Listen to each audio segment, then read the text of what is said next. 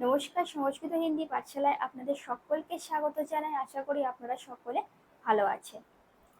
আমরা যখন কারোর কাজের, কারোর রূপের আর কারোর স্বভাবের প্রশংসা করে থাকি, বলে থাকি যে তোমাকে খুব সুন্দর লাগছে, তোমার হাতের রান্নাটা খুব ভালো, এই ধরনের যে প্রশংসাগুলো করে থাকি, একবার ভাবুন তো আপনি যদি এই প্রশংসাগুলো হিন্দিতে বলেন, হয়তো কাউকে খুব দেখতে সুন্দর লাগছে, সেটা আপনি বাংলায় তাকে না বলে যদি হিন্দিতে বলেন, তাহলে কিন্তু সে আরো বেশি খুশি হবে, মানে ব্যাপারটা আরো খুব সুন্দর হয়ে উঠবে।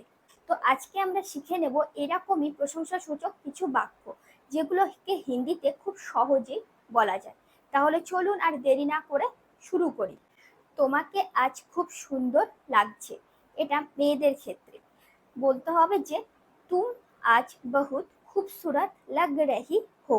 আর ছেলেদের ক্ষেত্রে তোমাকে খুব সুদর্শন লাগছে, তুম বহুত আচ্ছে লাগ রহে হো।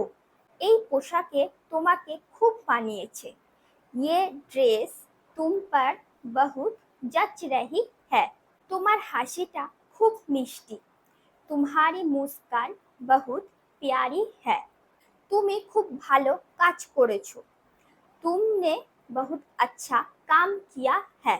আমি তোমার কাজের খুব বড় ফ্যান, मैं तुम्हारे काम का बहुत बड़ा फैन हूँ।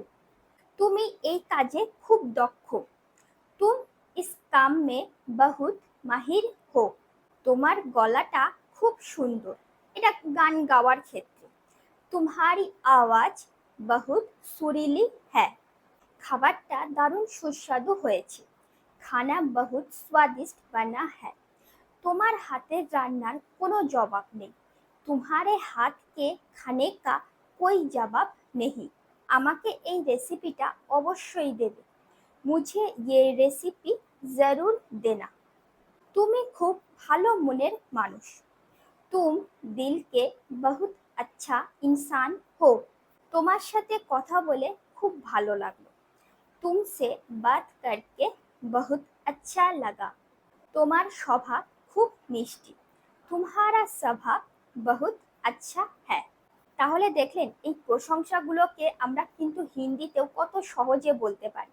তাহলে কিন্তু কাউকে এবার থেকে প্রশংসা করতে গেলে আর বাংলায় না বলে হিন্দিতে বলা শুরু করুন, দেখবেন তারা কিন্তু খুব ইমপ্রেস হয়ে যাবে, তাদের খুব ভালো লাগবে। এটা যদি ভালো লাগে তাহলে অবশ্যই লাইক, শেয়ার ও কমেন্ট করতে ভুলবেন না।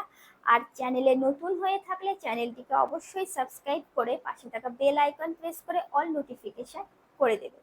তাহলে দেখা হচ্ছে পরের ভিডিওতে। সবাই ভালো থাকবেন, সুস্থ থাকবেন। ধন্যবাদ।